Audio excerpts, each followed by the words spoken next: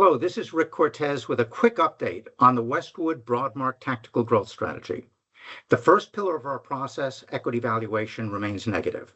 The good news is that investor sentiment has turned positive, and this should mean that there is some recovery due in the market. The problem is that the third and fourth pillars of our process, monetary policy and momentum, have both gone from positive to neutral, and we are seeing more deterioration. This is negative, and as a result, we have lowered our exposure to 40%, and that's down from 70% at the beginning of the year. But I want to show you an interesting chart. This is a graph of all of the speeches given by presidents in their State of the Union addresses since 1963. And in general, we can say that the longer the speech, the worse stock prices did. Let me give you some examples. In 1966, Richard Nixon gave his speech. The market went into a bear market and bottomed in 1970.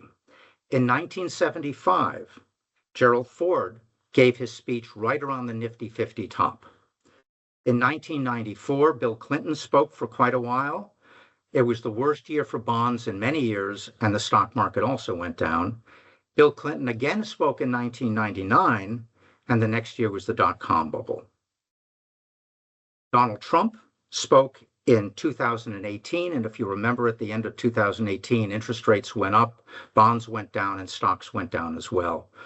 And Donald Trump has given the longest State of the Union address in history this year.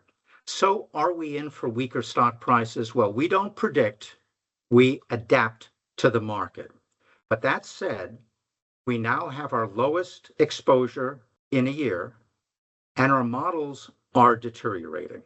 So please join me in May for the next update, and I'll update you on our models at that time. Thank you.